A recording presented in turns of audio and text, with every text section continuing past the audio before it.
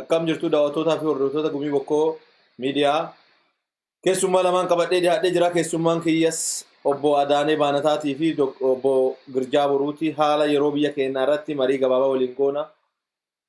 Sirba tokkoon booda walitti deemnaa ulfaataa wayyaama.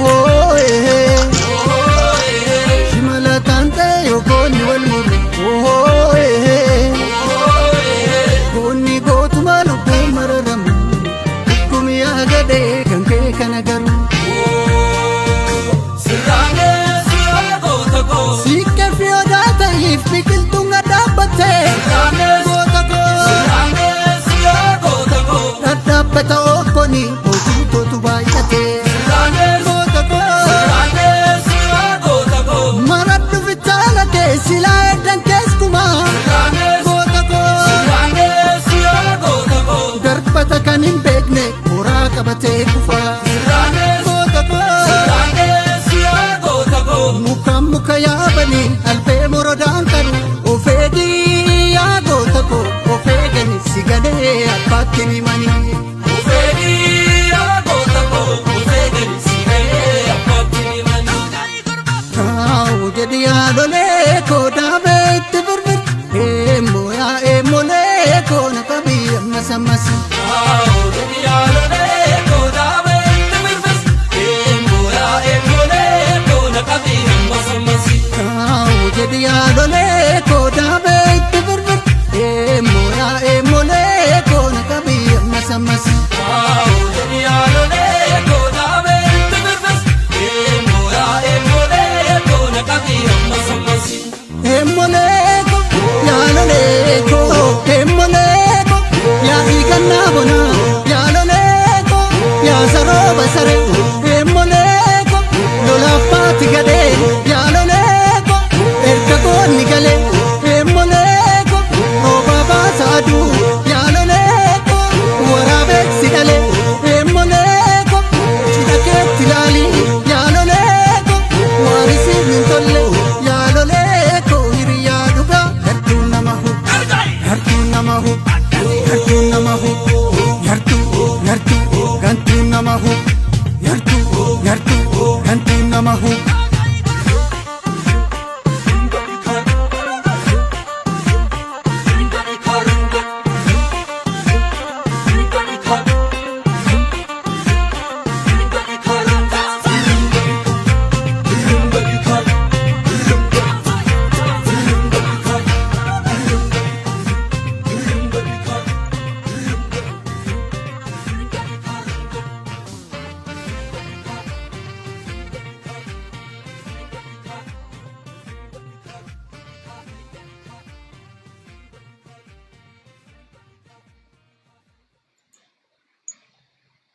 Akka mooltanii hordoftootaa fi daawwattoota gumii bokkoo broadcasting keessummaa lamaan qabadhee isinii dhiyaadheera. Keessummaan kiyya obbo Adola Banataatii fi obbo Girjaa Boruu Sheekkooti. Ani immoo kan qopheessee isinii dhiyeessu Ashannaa fi Goljaati. Haala yeroo biyya keenya siyaasaa biyya keenya irratti marii gaggabaaduu qabadhee dhiyaadhee jira. Haala laga dambii irratti fi akkasumas haala deeggarsa mootummaa koloneel Abiyyi waamameef akkasuma ammas deebisee qeerroo leenjisuu kan jedhuun kan ka'ee fi akkasumas haala mala amaltummaa biyya keenya irra deemu akkasumas haala pirezidaantii Eertiraa obbo Isaayyaas Afwerqii daawwannaa biyya keenya godhu keessatti maal akka inni tolchaa jiru kanarrallee marii gabaabduu qabadhee dhiyaadheera. Ulfaadhaa wayyamaa dhiyaadhaa isiniin jenna. Mee sududumaan gara keessummoota gumii bokkoo miidiyaatti isin geessa. Baga nagaan dhuftanii isiniin jenna keessummoota kiyya.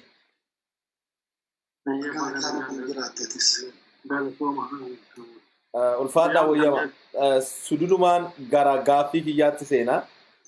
Mee haala laga dambii banuuf itti deeman irratti mootummaan naannoo Oromiyaas waan jedhaa jira dhagayaa jirtu.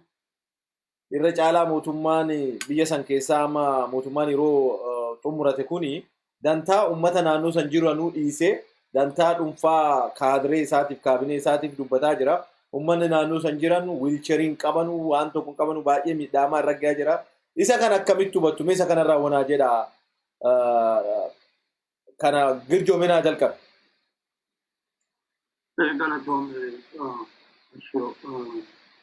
Gaaffiin kun gaaffii dansaa haala laga dambii kana duraan dubbannee waan baay'ee kaa'ee turre ammallee irra deemnee wanti dubbannu maani rakkoo keessa amma waan kana yoo ilaalle irraa dubbanne wanni amma isaan itti bobba'aneeranu rakkoo gujii bakka san qubatu hiikuuf adoon ta'inu rakkoo karaa fi dinagdee biyya isaanii yookaan immoo karaa nama keenya saamanee mulqanee irraa waan tokko bakka sanatti adoo hin godhinu yookiin hospitaala ta'ii karaa dansaa ta'ii mana barnootaa ta'ii warra ammallee immoo dhukkuba san keessatti immoo higa ammaa kunoo rakkatu jiru rakkoo isaanii hiikuu adoon ta'inu maani jarjarri isaan itti deemanu attamiin waan lafa sana keessa jiru irraa guuranna irraa saamanna bobbaan isaanitti ammoo kanaaf duralleen haasofnee ergaalee dabarsinee turree waan kanarratti namni kenna beekuu qabaa baratuu qabaa amma kunoo qophaa'anii si dhufuu jiranii maani waan ati iyyatte iyyanna keessi hin dhageenye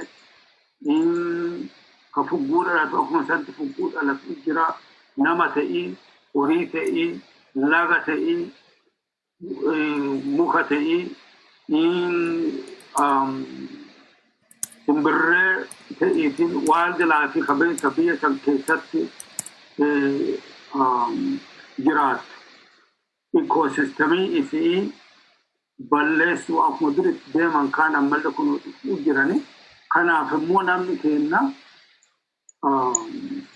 beekatee yookiin karaa tokkoon dura dhaabbachuu. Karaa tokkoon immoo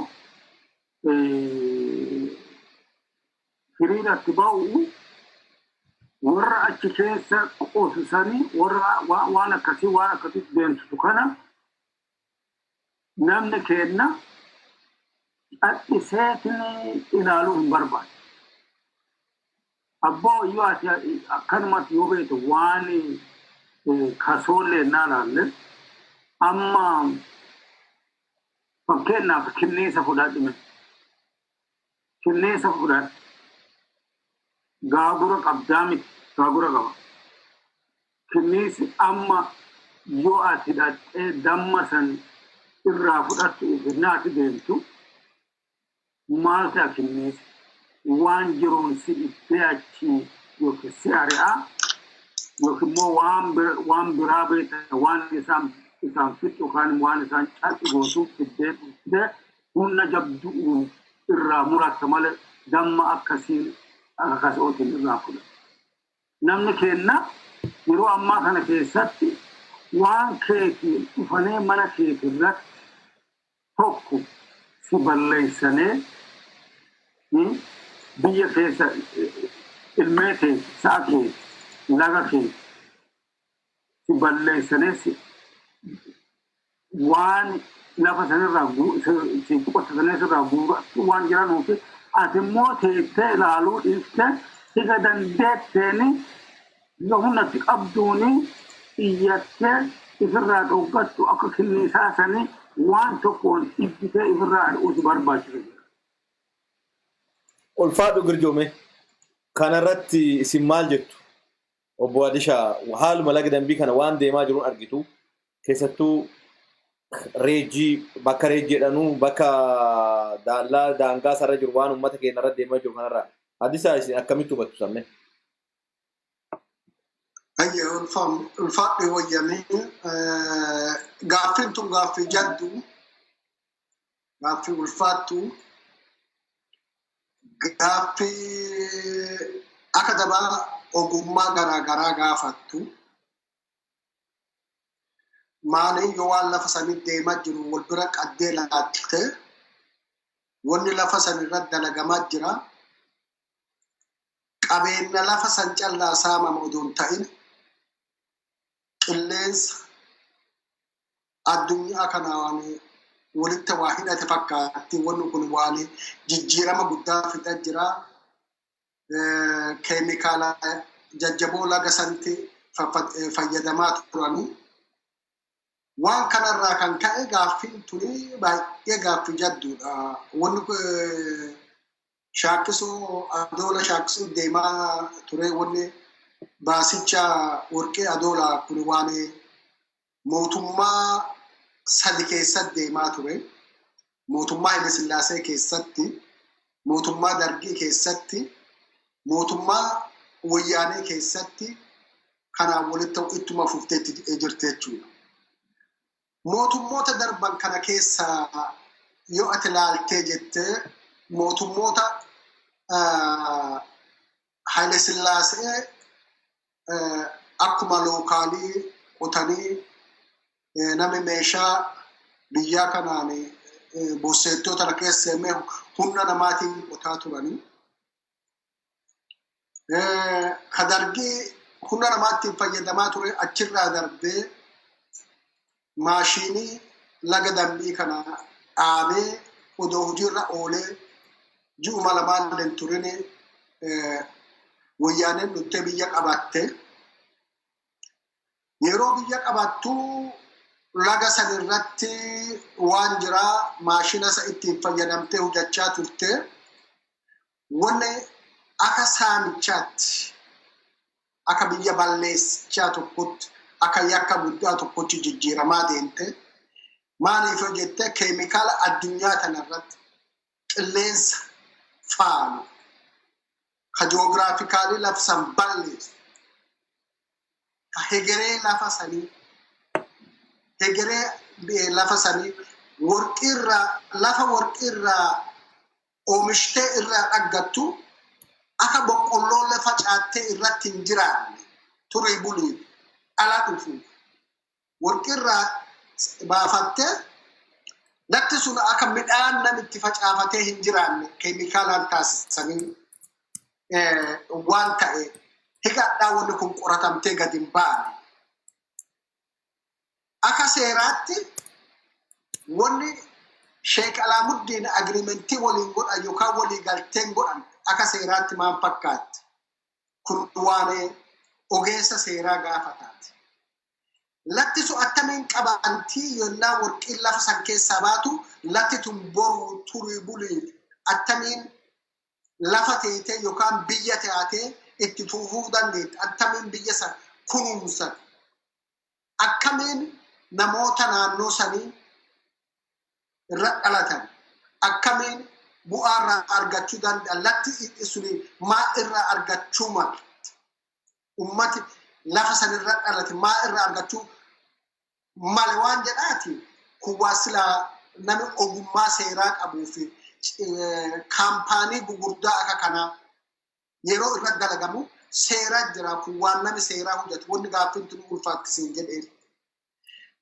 Waan lafa sanii akka keemikaalaa itti fayyadamichaaf kan jedhu ogummaa waan karaa amma keemikaalaa kanallee ta'ii karaa waan amma haala qilleensaa warra beeku waan qoratamuu qabu.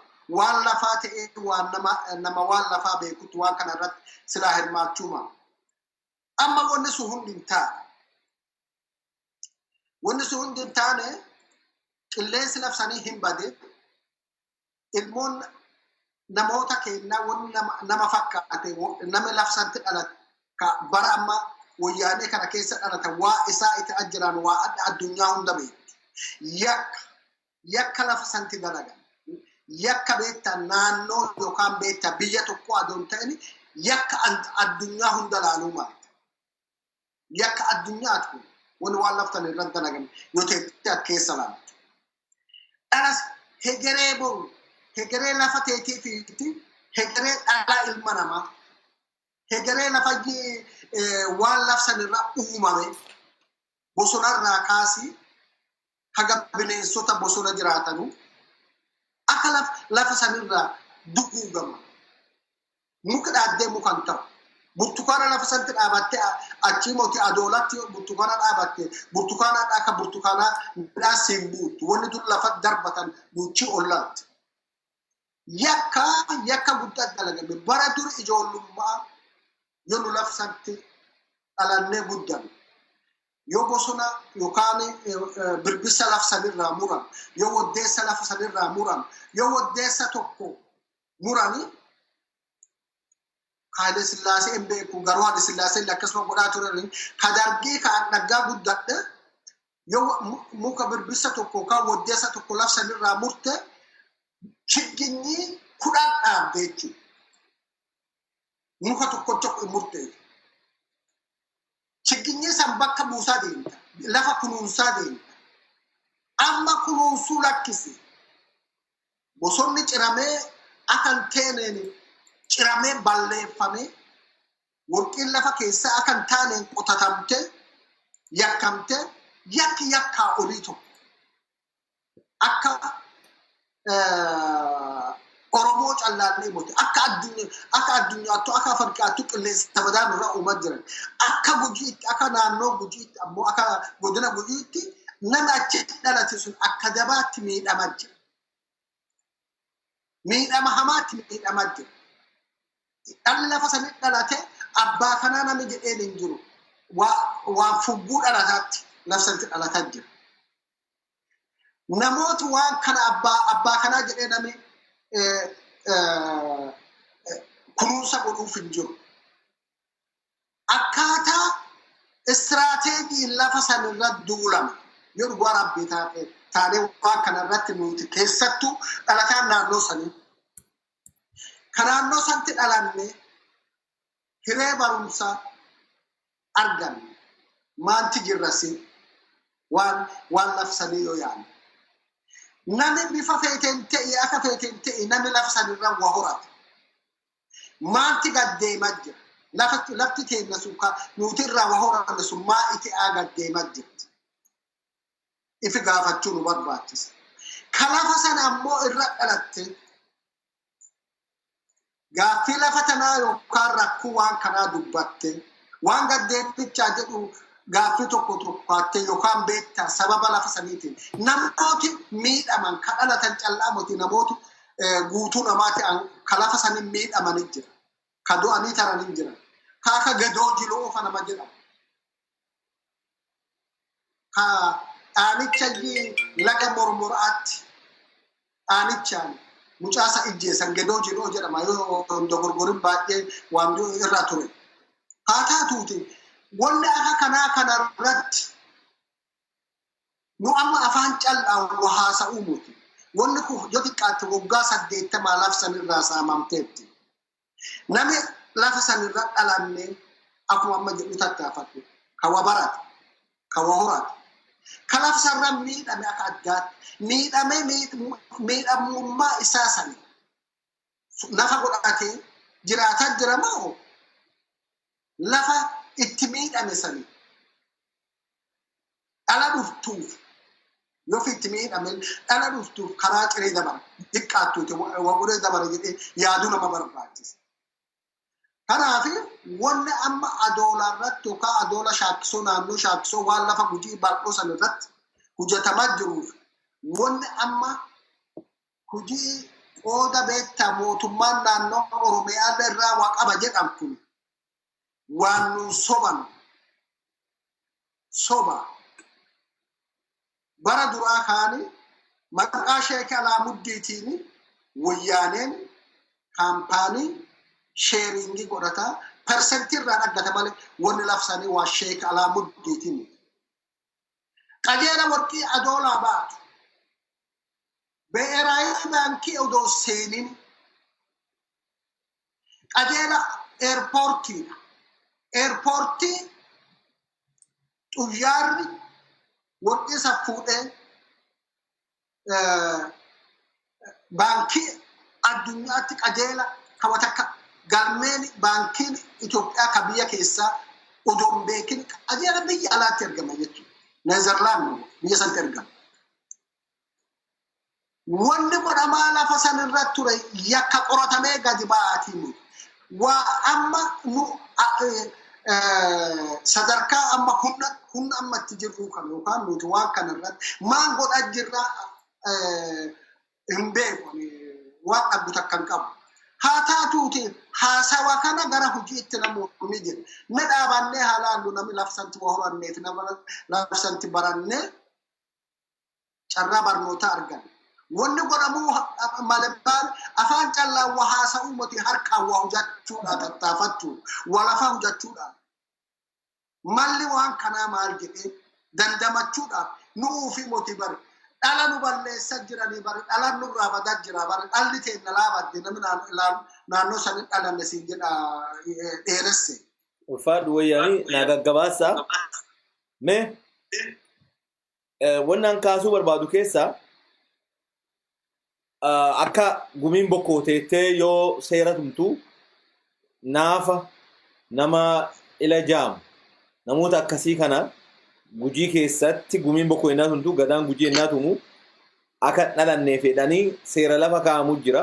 garuu ta'e jedhee mootummaan keemikaalaan waan ummanni irraa dheetu kaa fidee amma nutti naqaa jira. Kanaaf abbootiin gadaas, abbootiin amantaas, jaarsoliin biyyaa, qeerroon maal tolchuu qabu? Waan aadaa teennaan alaa fidanii keemikaalaan ta'e jedhanii mootummaadhaan nurratti oomishaa jiranii kana waan kanarraa maal naa jettu mee girjaarii fadhauti daqiiqaa tokko keessa isa kanarraa gonaa jedhi gara gaaffii biraatti darba. Galatoomia. Wanni gaafatame gaaffii dansa garuu maan barbaachisti dammaqaa saba keenyaa barbaachisa. Ammallee immoo dammaqa saba keenyaarra dabarteen immoo namni beektaa hirriiba ka'ee dammaqi san callaa miti. Namni waan itti deemuu jiru, waan isa deemuu jiru, waan isaa hojjetamuu jiru, waan saba isaati hojjetamuu jiru, waan lafa isaati hojjetamuu jiru, irraa beekuu, irraa baratuu, irraa qeequu barbaachisa. Nuti amma ilaali akka haasofnutti amma gadaani seeratu mataa seera san irratti immoo seera sanii nama bulcha. Ka seera cabsellee noo seera sanii adabeessa. Amma warri amma mootummaa kuni wanni isaan itti bobba'anii jiranu genosaayidii yookaan immoo biyyarraa gujii balleessu. Maaniif kuni harka dhibbarraa dhibbatti ifa. Gaafa nuti amma waraana keessa gaafa waraanatti seennisan warri bakka sanii waan isa qotatu maaltu karaa shaakkisoo kana. Warqeen amma bakkumatti mul'ataa laga dambii taglaa asii mul'atti guyyaan bakkeetti warqeen argamaa warqeen mul'ataa. Bakkuma guyyeen qubatee loon tiffatutti warqeen mul'ataa. Warri maan tolchi siyaasaa isaan tolchi. Warra waraaree kana malaan itti arganii horii gujii warri qotu warri warqii qotu dhaqee horii gujii qalataatu yookaan irraa fudhataatu humnaan irraa fudhataatu. Maan tolchan gujiin immoo maan tolchi ka'ee baqata gala. Lafa sanii irraa dhiisee baqata. Yoo kana isaan maan tolchan lafa sanii namni irraa godaana san dhaqanii isaan qabatanii warqii danfatu. Sistemeen kuni nama keenya lafarraa duguugamee balleessuu fi genosaayidii meetadii tokko. Sistema isaan itti tattaqqamataa jiru. Maaliif wanni isaan dhaqanii kun miigii ittiin bitatanii yookaan immoo meeshaa jajjabaa biyya alaatii itti bitatanii Itoophiyaa keessa galfatanuun eessaa dhufti karaa warqii irraa dhufti. Abbaan fedhelle alaamutti illee ta'e maalirra ta'e inni haa hojjetuuti eessaa dhufti minciin achi yookaan immoo riisoorsiin achi bahu eessa dhaqannaa jecha maan gamisa raashaa kaffalanii gamisa meeshaa bakka dhaqanii bitatu maasanii kaffalu. Kana maali nama qubataa achirra jiru caalaa wanni isaanii bu'aa qabaa waan lafaa qotatan akkasitti ilaala isaanii. Wanni lafaa qotan santi nu bu'aa qaba gujiin maan bu'aa nu qaba. Kanaaf akkuma gafa jedhe isaanii namni keenya dammaquu qabaa. Seera tumatuu callaan adoon ta'in seera godhatuu callaa adoon ta'in seera san immoo dammaqee nama keetii akka waan sirra deemu jiru waraana sirra deemu jiru waraanarra dabree maali genosaayidii godhuu jiranii kan ammoo beekachuu si barbaadu namni keenya bakkuma jirutti xiqqaa guddaan jaarsaa jaartiin kana lafarraa si dagguu fagadeedha akka deema ni karoora isaanii kan akka beekatte lafa ol ka'uutu barbaada. Ulfaadhu Girjo. Mee Adisha daqiiquma tokko keessatti atis kama amma jedhe kanarraa wanaa jedhi gara gaaffii lammaffaatti caa daqiiqaa tokko. Ana wanta asirraa jedhu waan amma naafaa fi bal'aa labsanii dhalatu gujiin dur waan godhatu takka qabaa akka godhatuuf naafaa fi bal'aa akka labsanti dhalannee abbootis gada'atuun seeratunti qeerroo waan kanarratti maan godhuu malanii waan jettu natti kaatti fakkaate hin gurgurin. Yoo waan kanarra dubbannee nuti beektaa ammallee beektaa bakka beektaa hin taane waa eeganna. Wanni keenya wanni beektaa yeroo hunda addee waa dhaqqaba dhabanuuf. Nami yakka nurra dalagaa jiru nami lafa san beektaa akka lafa hin taane warra maqaa mootummaa qabatee mootummaa lafa santi ta'e. Wanni itti iyyannu mootummaa san kahutuullee isa kanutti iyyannellee isa. Kanaaf akka fugguu waan hin taane takka waa iyyanna nama sangaa hate waliin sangaa ke barbaadu jechuudha. Kanaaf nuti yoo beektaa middaa bitaa ofirraan qabanii wanni nu baasamaa sabi tokko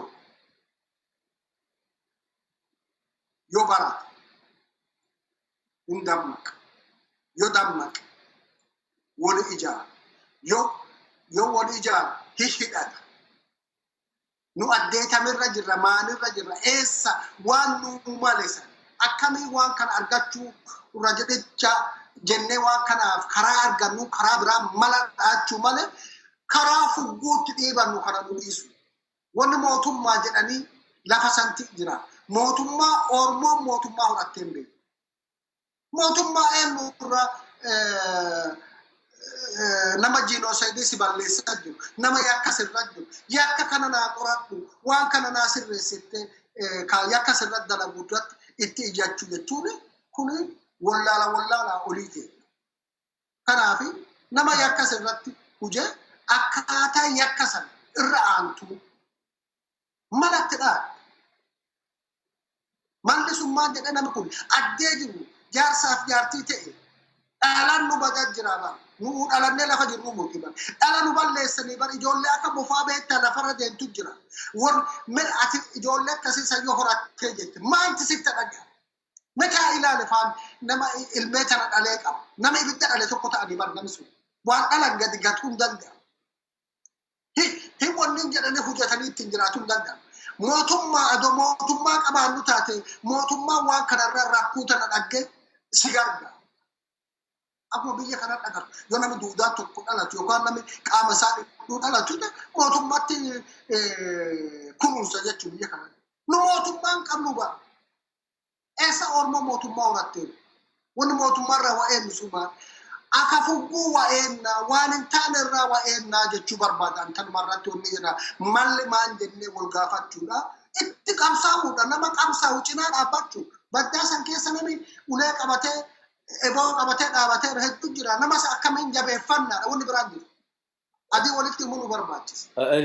Faadhaa dishaakii jalfaa waa adii dubbattee fi kollee dhiifama. Rakkoo jiru. Mee gara gaaffii keessaa nuti ce'ame hiriirri deeggarsa mootummaa biltsiginaa yookiin nafxanyaa yookiin koloniilaa biyyi jedhamee waamamee jira. Hiriirri kanarratti gaafa gaddaa geeruma gabaabaa kana keessatti irreecha kabajuun koronaa waan nama dhufuu fi koronaa hidhanii dhogganiiranii hiriira kanarra qarshii kaffalanii uummata baasaa jiranii. Hiriira kana akkamitti hubattu isin mee kanarraa wanaa jedhame? Mee Adishaa sumarraa jalqaba. Hayyana amma hiriira kana awwal waa kana na ajaa'ibaa wanni jedhu beektaa nami qawwee qabdu. An gaafa jeddaan waan yeroo hedduu yeroo golga gaafannu jedhaa jiru. Wanni biyya san bulchaa qawweedha seeraa miti. qawween dirqisiittee akka irreecha keetiin kabajamanne torbaan tokko torbaan lamaan dura si googu. Adda immoo qawween si dirqisiittee mana si baasaa jirti hiriira baay'isiin jedha jirti. Koronaan gaafa sanii nama qabu harka nama hin qabu. Maaliif jennaani qawweetti dhukkaattee jennaan baaruudi sun yoo keessa aarsitee jettee koronaa gubanatti fakkaata kan masin. Mala wanni hiriira. Maali jedhan kun waan qawwee hojjatu waan dirqisiisanii nama wanti asii achi oofan jechuudha. Kuni warra gara amu. Warri garoo jira.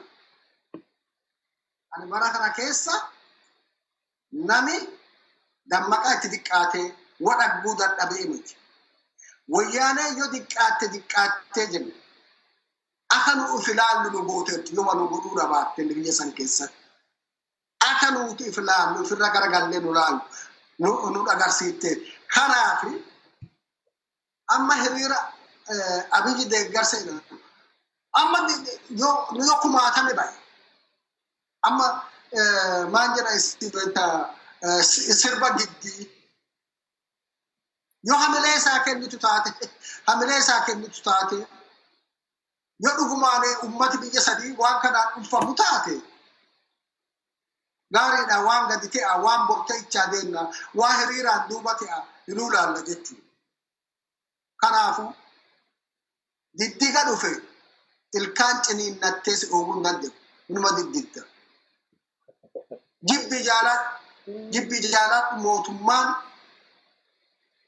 nafxanyaa biyya san keessatti yoo dhala guutuu Oromoo lafa sanirraa fixan malee haga fedhelle doofa'aa fi warri gara abulu keessa dhalatu womaa urgin ga'uu hin danda'anu asii achi biyya san keessa nafxanyaan hidda horattee nu itti jedhicha yeroodhaan burjaajessuu hin danda'u. Yerootti hin bitachuu hin danda'u. Haga murtaa wanti waan burjaajinnaa takka dhaga hiriirri kun burjaajinna Oromoo jidduu uumuudha. Nami kanaan sobamee eenyummaa fi gadi gatu hin jiru jechuu barbaada gabaabumatti. Ulfaadhu wayyame Adisha. Mee Girja tarii hiriira amma waaman kana gizee bara 2005 akka biyya alaatti Mallasee Zeenaawii hiriira baafatee ture. Finfinnee keessatti biyya guutuutti. Boodarra filannoon deemee jennaan filannoo sanii dhadhaa ibidda bu'e teenaan gara galee raradhe maraataan jedhanii beektaa gabaa dhaggee dhagaatti darbatee raradhe waan kiyya jedheedhani. Akkuma kana Mallasee utaalee aaree ummanni inni ba'a jennaan tiishertii uffatanii lafa heddiin darbaan guura dhabdee tiishertii itti kaffalanii warra manarra deemanii na deeggaran jedhee balbala banee jennaan balballi isaa duwwaa ta'eenaan gara galee lakkii filannoo kana namuu jedhee filannoo Oromiyaa keessatti Oromiyaa guutuu koongiresiin yookiin paartiin Maraaraa Guddinaatiin hoogganamu moo'ee Finfinnee warri nafxanyaa moo'ee filannoo san ta'etti amma hiriira na deeggaraa dirqamaa kana akkamitti hubatta Girjame? Galatoome ani akki ani ilaalu kun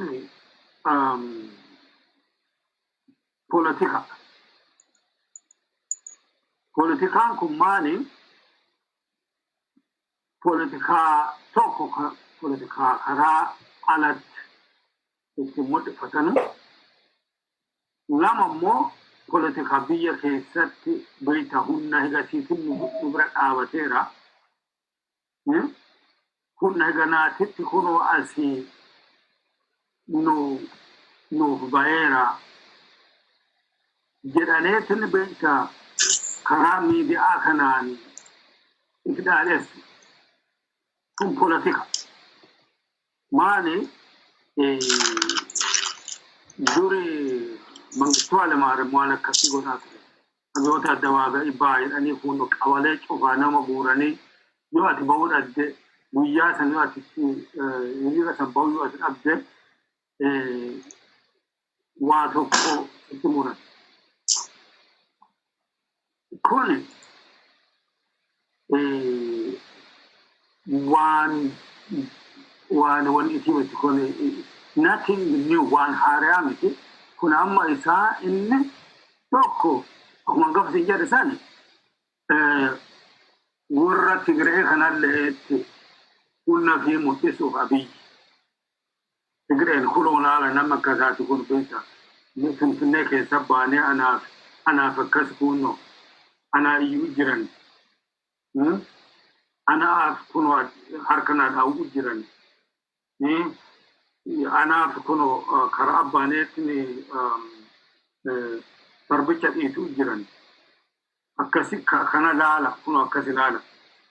Jedhee waan beekta tokko karaa biyya alaatiin warra beekta alaatti waan sobuun lammeessoon immoo waan biyya keessatti nama sobuun namni keenya immoo waan akkanatti immoo sobabuun hin malle garuu maali yoo deebinee ilaalle as deebinee innaa ilaalle rakkinni keenya ammallee rakkinni natti rakkoon nurra jirtu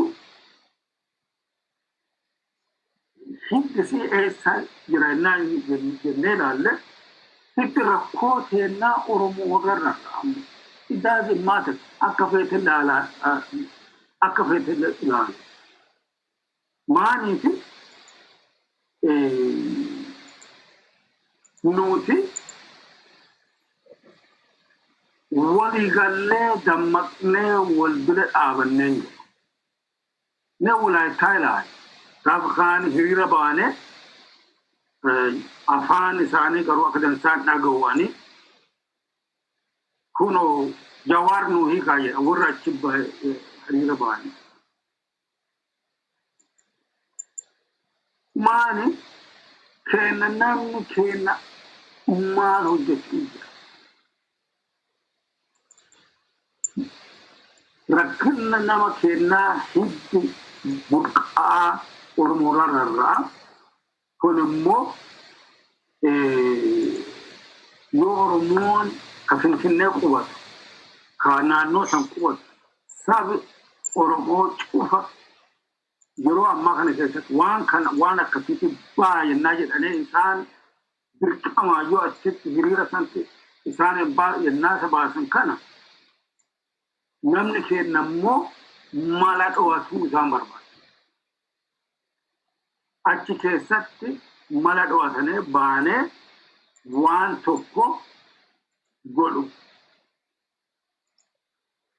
Mana oolinaa jechuun miti.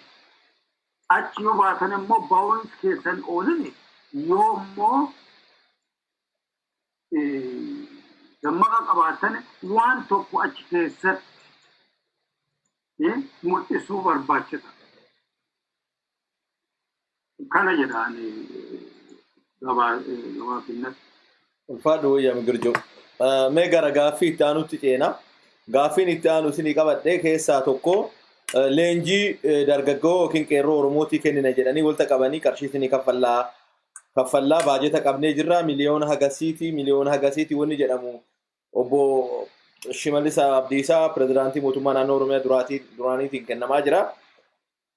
Akkasumas immoo naannoo Amaaraarraa immoo ijoollee fuudhanii gara Eertiraa geessanii leenjii waraanaa kennaa jiru. Kan Oromoo birriin bituu kan leenjii itti kennu. Isa kana lamaa wal bira qabdanii akkamitti ilaaltu? Mee Adishaa isa kana lamaa wal bira qabiitii gaggabaasii lafa naannaqe. Gaaffii duraa irratti jecha tokko callaatti dabaladha. Itti fuuf. Abiyyi hiriira deeggarsaa yaamate Oromoo yoo jabaatee mala dhaatee jedhee hiriira deeggarsaa sanii gara mormiitti jijjiiruu danda'a. Tanallee mataa keessa bulfachuu barbaachisa jechuudha namni keenya. Gara mormiitti jijjiiramuu danda'a. Tanallee qalbii keessa kaayachuu nu barbaachisa jedheeti. Gara gaaffii keetiitti yoo amma leenjii jedhan waan isa irrallee injifatamu ana isaanti nuutin beeknu isaanti beeka nafxanyaa beeka garuu yoo Oromoo taate qeerroo Oromoo nuti Oromoon dammaqsee ijaaree mormii karaa nagayaatiin wayyaanee gaara isiitti galcheera dammaqu. Ammoo haa taatuuti ammallee dhiibbaa afaan qawweetiif sodaachisaa humna harkaa qaban horii harkaa qaban nama sossobuu danda'a. Dansaadha. Ana ammoo wanta takkatti ammallee achi keessa wanta eeguu danda'u maali? Bara chaartiraa kaanii Oromoo godina hundarra baha, kaaba, dhihaa eessa naannoo hundarra Oromoo walitti fidanii Zuwaayitti walitti guuran jechuun nama 60 meeqa. Nami jiraachuu waliitu wanni Oromoo jedhanii akkaataa jiraachuu waliin beekne nami achi wal bare jechuudha. Ka Walloo galu, ka Booranaa galu, ka Wallaggaa galu, ka Harargee galu wal jijjiiratee neetwoorkii diriirfatee haga rakkatee bahe jechuudha. Ana ammallee dammaqa irra jirru horii baasanii fidanii godina qeerroo walitti fidanii yoo jedhanii haala yeroo irratti neetwoorkii fi akkuma baratanii ijaaratanii ganda naannoo fiitti deebi'anii waa hojjetamuu maletti jechuudha. Ana ammoo jenereeshinii fi dammaqa amma Oromoo irra jirturraa kaasee sadarkaa adda addunyaa irra jirturraa kaasee nami waan waggaa 150 dura karoorfame waa achi fashal mootummaa karoora Minilik kaafatee biyya sanatti qambara san jenereeshiniin bara kanaa hin baatti jedhee hin fudhatti jedhee hin eegu. Ammoo wanni isaa hojjechuun dansaadha. Achi keessatti informaashinaaf neetwoorkii ijaaratanii gargar bahanii waa hojjetamuu malee qeerroo beekaa kana qeerroo maal dhiisuudha jedha. Ulfaadhu wayyaa migirjuu ati kanarraa maal jetta fakkeenyaa fi qeerroo waamanii akkaataa qeerroo leenjii jedhanii baajetii isinii qabameera fakkeenyaaf Lammaan Magarsaa gaafa pirezidaantii naannoo Oromiyaa ta'e mormii TPLF ari'uu fi uummanni Oromoo godhu keessatti fakaleessuuf jecha baajetii isinii qabameera kanatti ta'eera kanarratti ta'eera jedhaa ture. Ammas jarri kuni mormii naftanyaa Oromoon ari'uuf godhu keessaa akka waan tokkootti fudhataa jiru. Kanarraa maal naa jetta obb-Girja? Galatoomna shi. Ani wanne dubbitan akan si tilal.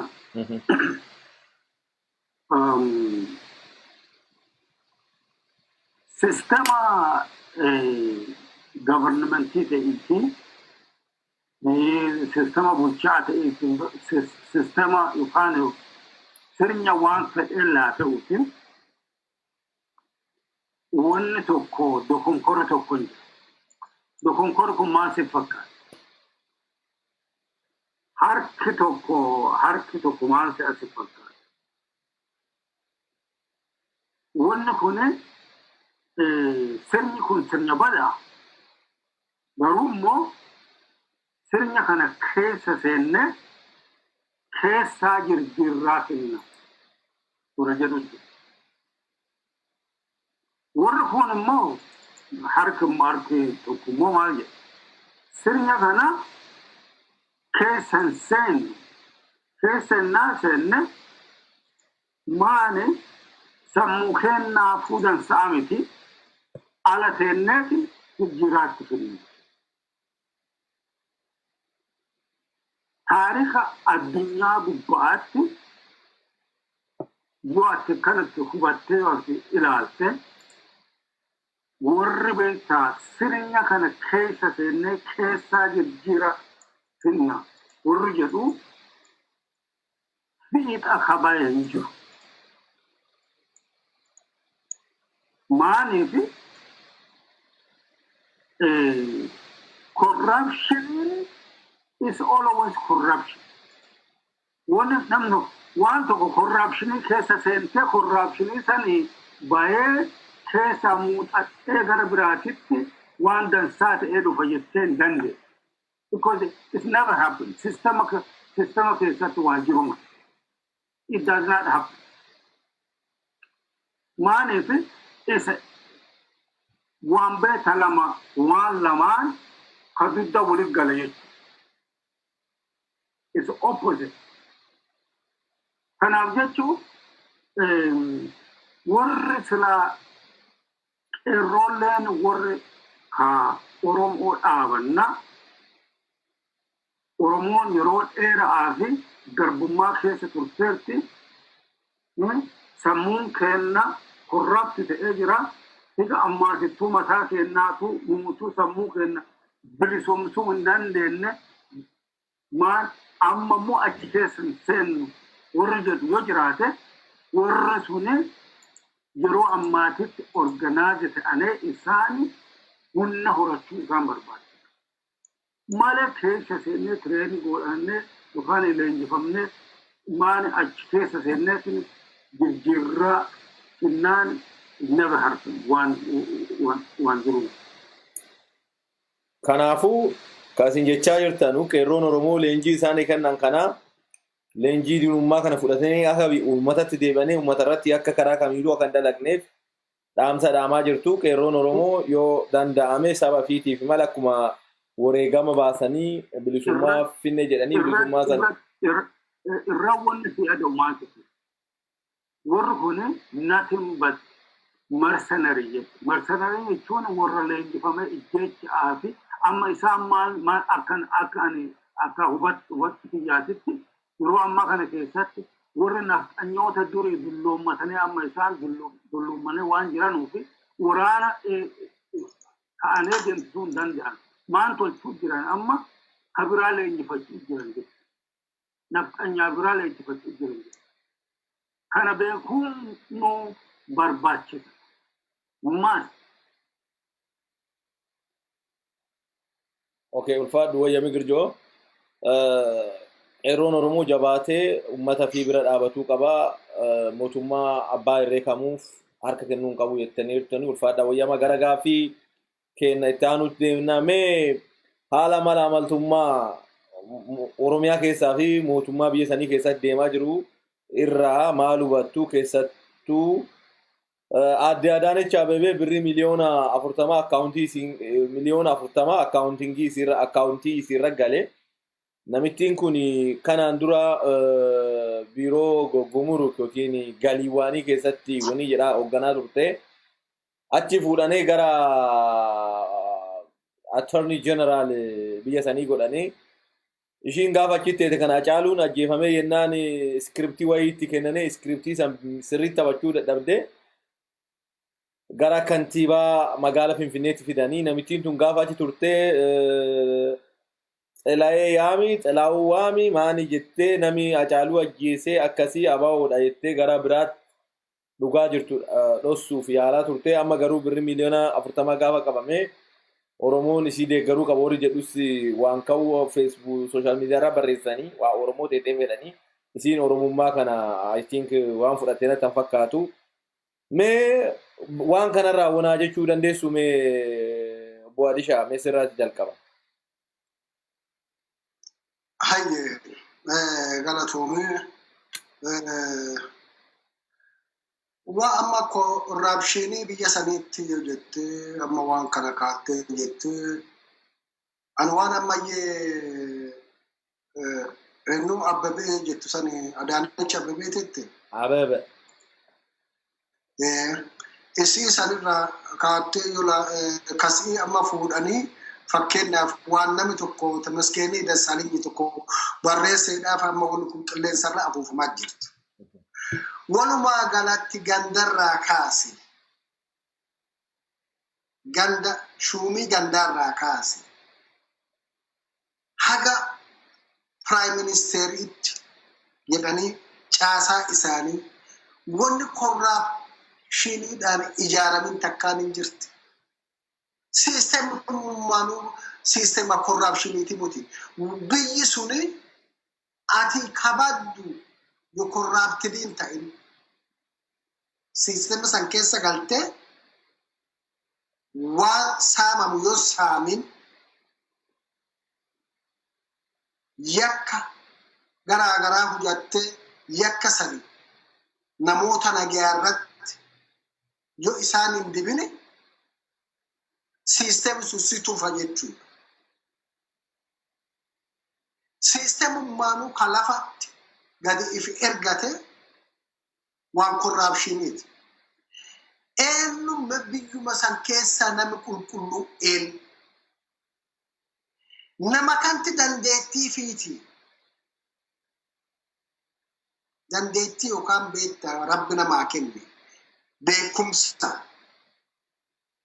biyya san keessatti aangoo qabatee yookaan ogummaa isaatiin qaxaramee jira.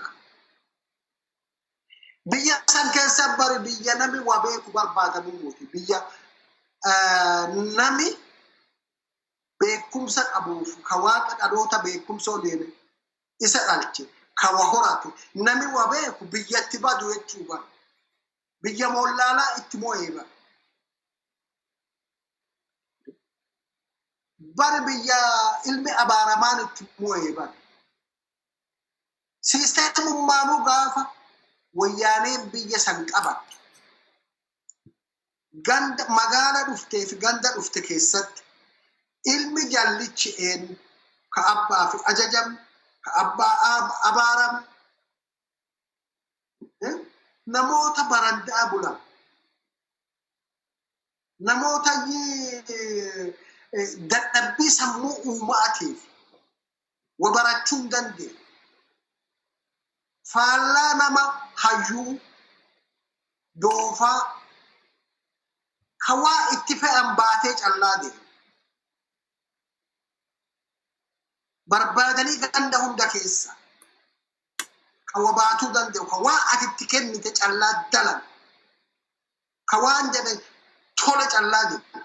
Nama akkasiisan barbaadanii akka harree leenjisa. Harreen beektaa ba'aa dhalootaan ba'aa siin baattu. Harkaa fi miila sii hiitee leenjista ba'a. Akka harree san leenjisanii doofaan irratti moosisanii hayyuun gatii dhabe hayyuun labsanirraa ka dhabameefi maali? Waan korraaptiidii waan biyya balleessa. Waan saba isaa balleessa. Waan saba isaa miidha. Waan biyya miidha. Marroo dura dhaabbatu. Kanaaf hore doofaan kun waan itti fe'an baatee geessee achi buufatee qashina isa dura keeyyan nyaate jechuudha huura. Harreen damma baatti malee damma nyaattu bara. Damma geessee buusa achitti. Abbaan damma nyaatu nyaattee inni achi as deebi'ee huura dura keeyyan nyaata. Jiruu se'a. Dammi sun garuu ardaasaa irraa argama. Kanaaf harree wabaattuu fi barbaadanii laga korraapshinii barsiisanii maal jedhamisi karaa kotobeetti kabaname tokko civil college or something like that. Oh, civil service college. Civil service college. Civil service college. Nami achi galu eenyu manatti. Nami achi leenjifamee bahu eenyu. Nami tuqaa bara durii maatirikii fudhatee ka diita akkattii qabu fakkida. Ka filaattii ta'e ka waan saabjektii torba fudhate filaattii bahetti bakka amma civil service maal jedhu achi leenjifame digirii qaba jedhe. Biyya korraaptiitiin biyya wanneetii kun. Ani amma nama tokko biyya kanan na mudateera jechuudha dhugaa rabbisitteen. Maal jenna? Lafta na dhufe ani amma nama ollaa kennaatti nama hangafuun beeka. Waan nama akkaadaamii kana beektu ture nama astimaarii ture daawwanne yaan jedha kan beekta digirii baradhee digirii horadheera akkana naan jedhe. Hayyee mi akkamiin jedhee amma nama kaayyootti hangaafadhu kuma 32 kaffalee nami biiroo barnoota zoonni keessa hojjetu qilleensarra naa hojjete digrii sanii fudhadhe damooza digrii sanii hojjedhe. Okay, ati amma leebiliin keeyyoo digrii ta'a. Haayiskuulii barsiisuu mala. Ijoollee akkamiin barsiifte? Ijoolleen nama ifiifuu ABCD qajeelchee sirriitti hin beekne digriitti kennanii baajetii inni nyaatu eenyu baajeta naannoo sanii ramadan. Baajeti suni ittiin nama wan barsiifne bar ittiin nama wadoomsite. Ittiin doomti waan baajetatti leenjifame tirendiitti hin ta'an jedhan kaani ittiin addee jirtullee bal'aatti hin taate jechuudha. Kanaafuu biyya korraapshiniin ijaaramte waan ana amma beektu Adaanech Callaa irratti hundaa'e waa amma siikaa Temasgeen Dassaalany barreessee amma sababa sana isa fuudhanii hidhasan callaa foonneetuma siistemummaan guutuu siistem biyya sanii ka korraapshiniiti jechuu barbaadaa dhiifa. Ulfaadhu wayya madisha tarii mee Girjo gaafa miseensa dhaaba opiidiyoo duraan taatu nama barate isaan biran turre eega san garuu abbaan duulaa ijoollee babbarate amma tokko waan nama babbarate xiqqaa isaatti maakina fakkaata. Ta'u mee amma birrii miliyoona 40 kana akkam maal hojii argatte si maanirraa sii kennuu dabalanii mee kanarraa wanaa jedhi Girjo. Gabaasi. Ani kone waan kasa'ootti ilaalle irraa baratuu danda'u. Maaliif si fakkaata? Namni kune mindaa meeqatti ji'atti meeqa baatu? Mindaa maali argata? Ji'atti waan argatu sanii yoo ganna tokkotti meeqa argata? Ganna 3-4tti meeqa argata? Jennaa jennee ilaalle miliyoona 40 namni kune waa dalagee jira, waa dalagdee fi waan dalagde sanii fi gatii waan baasaneef na fakkaata. Karaa akka kiyyatti yoo analyze godhennaa laalu maanii fi akkuma amma obboleessi kenna jedhe kana corruptioniin yeroo cufa birii corruption maanii fi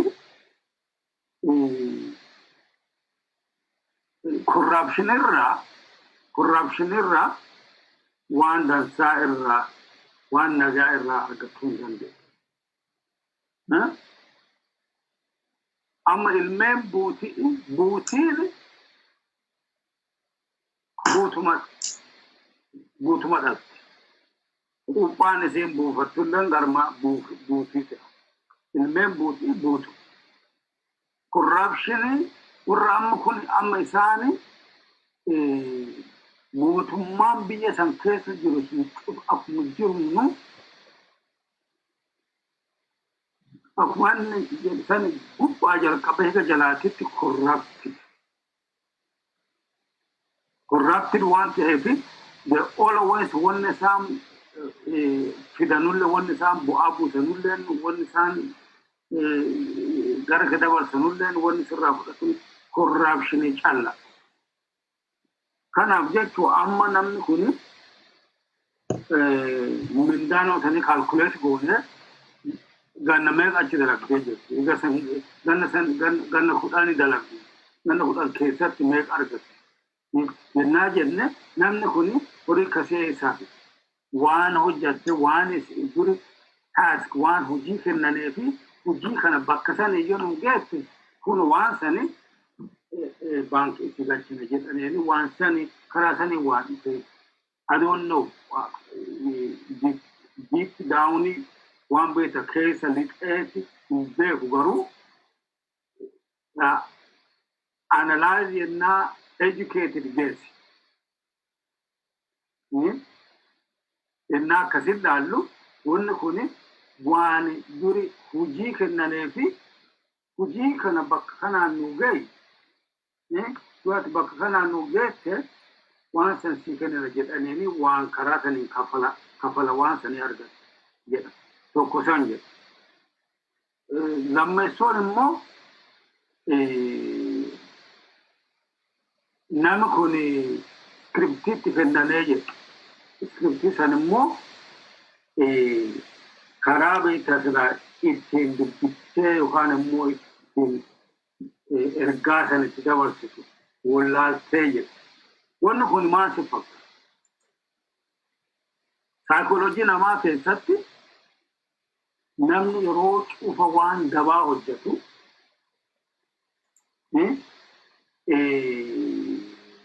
qaccee qaba. Dhaqee qaccee sanarraa yennaa gubutu qaccee san yennaa dabru achiin duuba waan dabaa sanirra dabree yookaan immoo waan karaa dhugaatiif deema jechuudha. Amma isiin waan hojjetaa yeroo baay'ee waan isaa hojjetaa turte kanarraa kakaa'e amma subconsciousiin isii maal ture? Consciousiin isii atoo isiin beektaaf conscious dammaqaan adoon jedhinu subconsciousiin dhaatti maal ture? Waan isaa itti gaddan sani dubbate jechuudha. Consciousi dammaqa si adoon ta'inu subconsciousi isii keessa waan ture.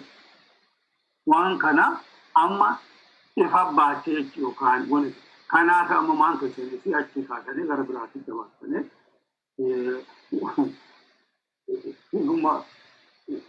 dhartii dhartii hin dhumatti qaccee qabdi. Waan san dhaqqabdee amma isii waan dubbatti suni isiirra garagaltee jechuudha. Saniif bakka sanii ari'an.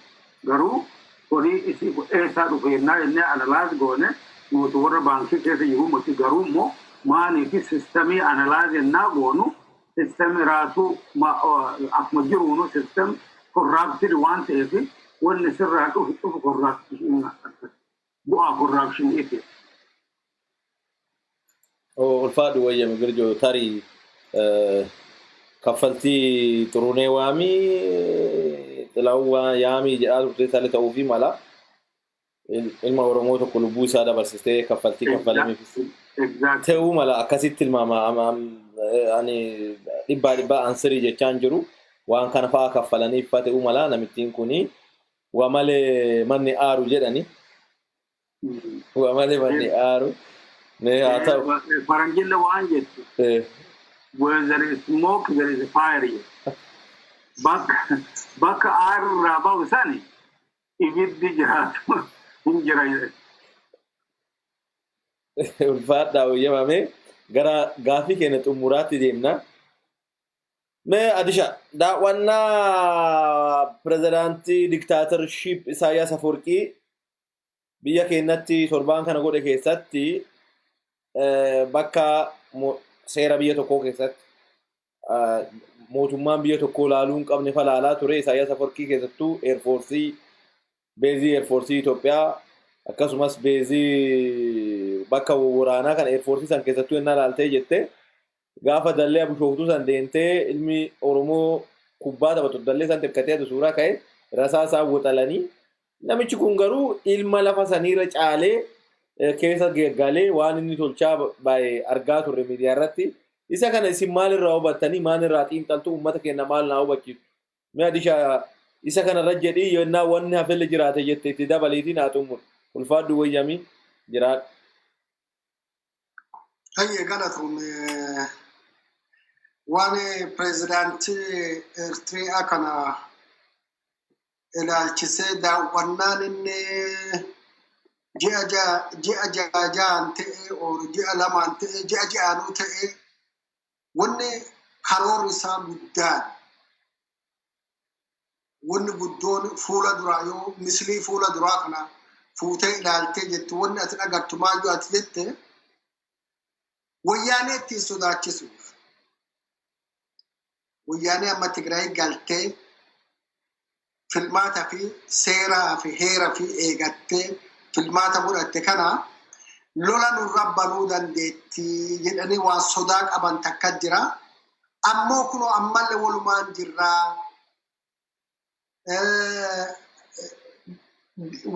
kaampii waraanaa ka Air Force kan hunda nami isin gubbaa gadi jiru nyaaphi keessan guddaan kunoo isa waliin jirraa yoo isin lollee jennee jalii oli nutti isin lolaa irraa gadi isatti isin lolaa wadakkaa kanatti saandiwichii isin goonaa jedhanii waan beektan mallattoo sodaachisichaa takkaaf wayyaaneedhaaf tokko isa kana. Lama wanni amma Isaayyaas dhufee pirezidaanti Isaayyaas dhufee biyya sanitti ilaale takka jalqaba oorruu bunaa deemee ilaale. Oorruu bunaa dhaqee ilaale gaafa beektaayyee chaarteraa gaafa dargii wayyaanee fi shaabiyaa fi abaa'oo wal ta'anii biyya dargii buqqisanii abaa'oo chaartera keessaa baasanii ari'anii cinaa qabanii gaafas Eertiraan tokkoffaa taatee buna addunyaa dhiyeessaa turte. Abshiiri ammallee jabaadhu wamaa rakkoon hin jirtu bunni kun ammallee siidhaamne irraa ekspoortii godhuu dandeettaa jedhanii fichaa isaa laalchisan natti fakkaata. Ammallee ekspoortii keetii haareffachuu dandeettaadha. Warri gaafas irratti wadhabda suni karaa qabneerra. Lama achitti aansee yuunivarsiitii Jimmaa ilaala daawwate. Dhuguma pirezidaanti Isaayyaas Afwerqi nama yuunivarsiitii daawwachuu malee Eertiriyaa biyya bilisa baasee hoogganee biyya san jedhe haga Asmaraa yuunivarsiitii guddoo taate bara Itoophiyaa jala jirtu. Yuunivarsiitii guddoo, yuunivarsiitii jaalatamtu Finfinneetti aantee yuunivarsiitii jirtu keessatti yuunivarsiitiin guddoo fi beekamtuun yuunivarsiitii san ture. Yuunivarsiitii san shutdown godhee cufee balleesse. Egereen ijoolleen biyya sanatti dhalate namni yuunivarsiitii seenee baratu hin jiru. Mee muuxannaa kamiif maa irraa Isaayyaas yuunivarsiitii kam qabu yuunivarsiitii kamirraa ka'ee yuunivarsiitii dhufee ilaala. Namni fiifuu yuunivarsiitii biyya isaa jenereeshiniis akkam baran namni barateef namni waa beeku isa biratti diina jechuudha. Maa irraa barata tokko. Yuunivarsiitii kana cufaa jedhichaa deemaa jira. Wanni Isaayyaas biyya isaarraa hojjate. Bakki mormiin hamtuun kaatu eessa yuunivarsiitii keessaa kaate. Yuunivarsiitiin amma Itoophiyaa keessa jirtu kanallee turii bulu dhabamsiisichaaf cufichiisaaf karoora qaban jechuudha. Waanuma yuunivarsiitiin irratti tokko hin jirtu. Wanni nama kanarraa baratan waan karaa yuunivarsiitiitiin hin jirtu. Lama biyya san keessatti biyya Eertiriyaa keessatti haganni biyya walaba taatee biyyi sun bilisoomte. Biyyi sun waa filmaata jedhan godhatteen beektu. Muuxannoo sana abiyyi isa baratichaa fi isa yaamee irraa barachaa jira. Garri nuti itti deemaa jiru. Filmaata jedhanii wanni sobaa sullee haafuuf deemaa jiru. Waan kana waan filmaataa kana wanni sarraa barattuun biraan jettu akkaataa diktaateriin tokko lafa nami baratetti oomishamu addee nama itti leenjifamee bahu nami barate tokko san cufiidha. Tarii beektaa kanaan dura Abiy Ahmed waan dubbate qawwee nama wal jaallachiinaa jedhe namni qawwee yoo jaallatu hin teete maaf isa qawwee wal simatuu baate. Saitti deebinaan amma yaadi maalii jedhu kan amma qabu maal ta'eeti biyya keessatti wayyaanee eega biyya to'attee as. Wanni siin duula irra gootee gaafa Eertiraan wal dhabde namoota qabeenya qaban namoota Eertiraa wanni biyya Itoophiyaa kana keessa waan karaa ikoonoomii kanaan bakka guddaa turani Eertiraanota san biyya keessa haxootte balleesse. Adda Itoophiyaa keessatti wanni ijaaramee biizinesiidhaan wanni amma biizinesa sochoosichaa deebi'ee waan karaa daldalaa kana Finfinnee keessa gadhaabamaa jiru biizinesa Eertiriyaati. Lama security biyya namni irra caalaa to'atee biyya Finfinnee keessatti biyya hunda kana keessatti namni waan security irratti leenjii kennaa jiruu fi gadi fageenyaan tireendii godhaa jiru. Eertiriyaa namni waan kanarraa hojjetaa jiru. Keessa seennee wayyaanee keessa tinna jedhichaati. Biyya abbaa qabdu keessatti lammii tokko cinaa qabdee lammii biyya biraa fiddee biyya naqxee waan kana irra deddeebisaa jiru. Lammo sadaffaa yooyyee muuxannaa Isaayyaas ilaaltu bari muuxannaa Isaayyaas jaallawaa isaa ka qabsoo waliin ture nyaatee xulli godhee fixee maali wanni badaammaa meeshaa alaattiin galfatan kana keessatti hidhee o'aan hunda isaaniitu irra caalaa fixeera jechuudha. Ammallee treeningii inni isa godhaa jiru ka amma abiyyilla godhaa jiru waanuma inni godhaa jiru san yaallaboo akka isaa kaka lammaa magarsaa kana hunda nyaataa deemaa jiru jechuudha. Ulfaadhu Alishaa, ulfaadhu wayyami. Mee Girja ati kanarra wanaa jedhii naa xumuratis mee Isaayyaas diinaa hamaa biyya saniiti. Fakkeessattuu amma bishaan hidha laga Abbayaa gaafa ijaarramuu qabu jedhee nama morme har'a garuu nama deemee akka hidha Abbayaa sun ijaarramu barbaadu fakkeessaa jiranii. Mee isa kanarra wanaa jedhiiti xumurii ulfaadhu wayyami hin goolabnaa yoon. Galatooma gaamaane ani akka itti ilaalutti ilaalchi tokkummaan sifatu. Abiyyi Dr. Abiyyi Nokron Abiyyi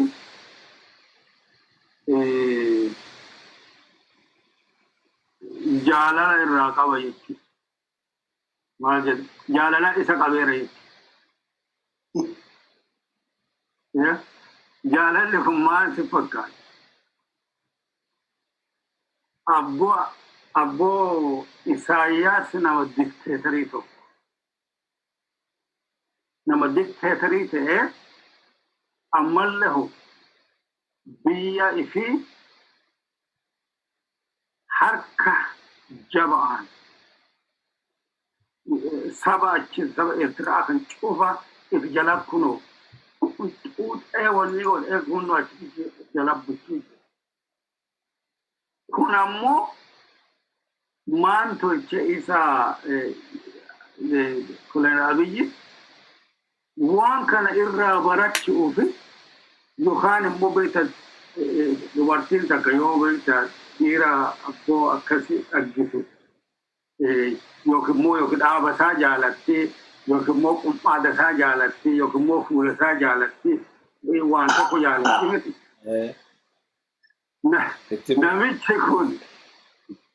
Namichi kun waan akkasiititti ammallee gannaan walirraa baay'ee fagaatanii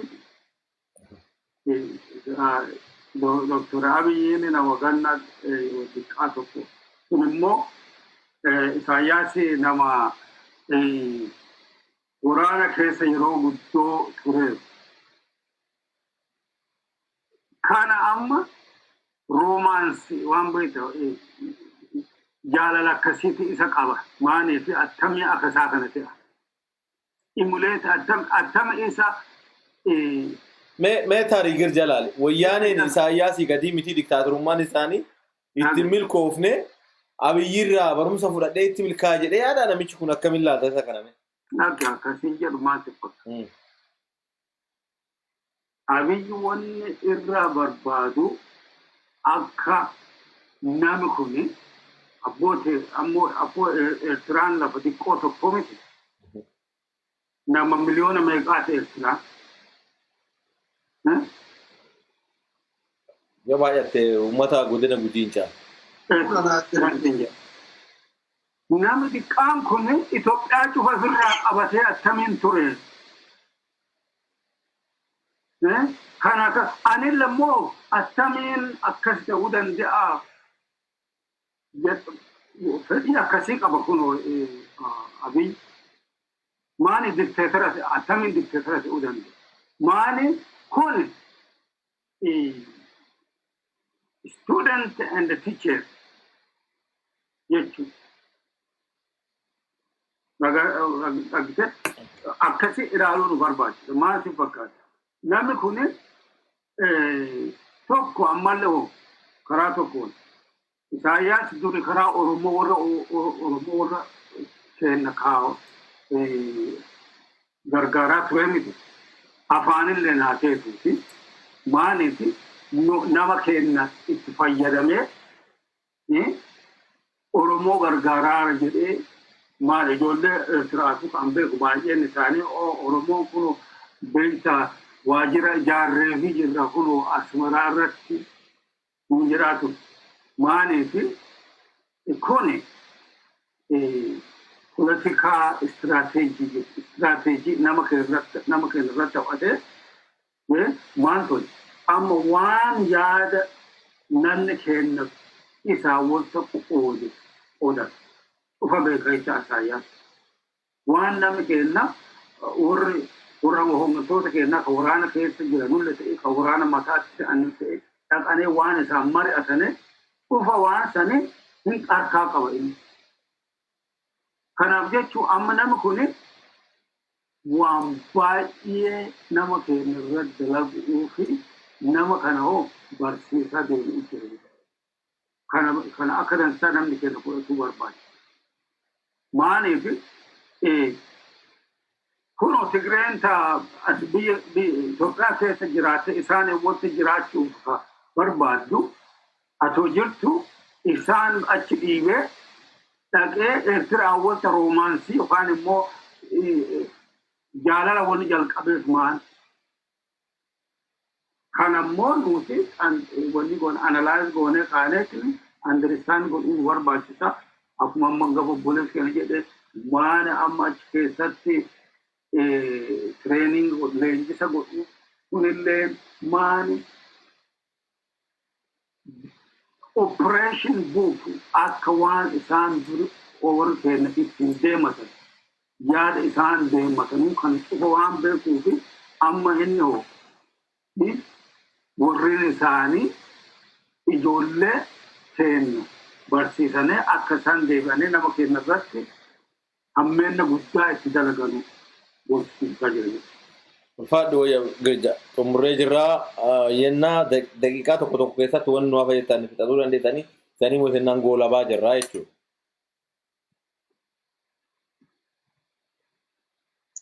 Kan anaan jetta? Yoo gaaffii waan dabaladhuun qaba jettan jedhe. Yaa wanni dabaladhu kabraa wanni naarraa hafee waa isaarran laalee ilaalchisee amma yoo teetti ilaaltu jecha Lidatuu Ayyaaloo isaan jedhe Eertiraarra maanno Asmaraarra Maqaleen natti dhihoodha. Pirezidaantii Isaayyaasirra pirezidaantii Gabratsiyoonitti anaaf lammii biyya tokkooti jedhee beektaa siyaasaa jadduu takka dubbate namni sun gaafa sana. Warra akkana wal jaalatuuf miidhaa jadduudha. Kanaaf amma beektaa wanni namoota amma biyya san keessatti ka hidhamuu mala, ka ajjeefamuu mala.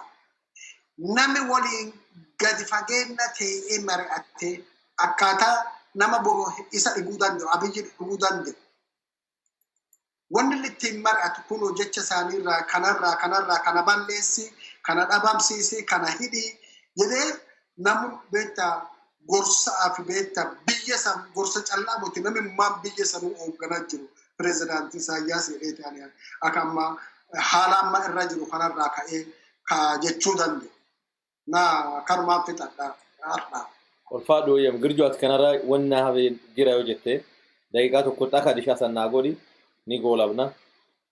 Silaa beektaa waan mammaasa tokko silaa ittiin xumuratu jiraatudha. Jedhii xumuratu.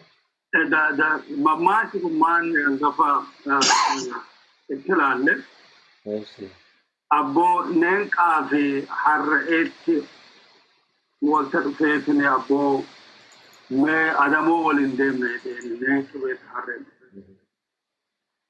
abbo harree hin beektaa nenqillee tote harree yoo dagattee jette numa nyaataa mire garuu maan tolche amma inni abbo mootii beektaa bosonaati inni guddaa in mul'ata ammalleen humna jabduu qaba harreen waan inni si gaafate kanaafi amma isi ajaa'ibde maarra hin deemne waliin adamoo waliin deemne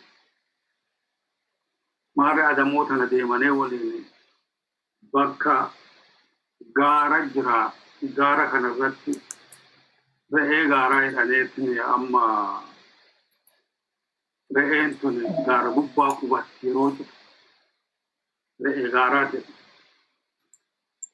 amma re'een tun maarra boqataa ciibseeti beektaa alalfataa jetti bakka holla beektaa dhagaa keessa ciibsee achitti alalfata. Inni bada nenqi kun yaada mala qaba maaniifi yeroo cufa jennaa inni beekta malaan dhaqee re'ee tana qabachuuf jechuuf jennaan itti deemu re'een tuni gaara baqata. Qabuun dandeenye gaara kan yaabee achi isaan qabatu hin dandeenye. Duuba wanni mala inni qabatees harree fida. Amma harree tanaa waan jedheen ati abuyyo yaa maal ta'e gama san dabre. Tiguma dandee tiguma hunna siinti iyye. Itti bara hojii re'een tun achi baqatu godhe. Jedhee maata bada bujoo kana hojii tun kasoo miti jedhee laafee achi dabre.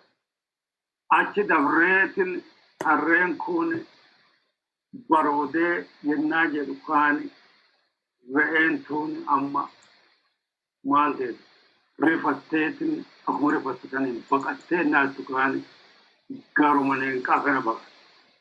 Inni ta'ee eegata. Nenqi kun amma yoona ijjeesee re'ee tana qabee ijjeesee lafatti tuulee bira ta'e. Harreen kun hojii taanfitee amma innaa dhufu kaan maal jedheen isi hawiyyoon hojii dansaa hojjadhe har'a jedheen. Akka dansaa sii hojje jedheen. Bada hawiyyoo jedhe. Akka dansaa callaa miti hojii jabduu hojjattu jedheen.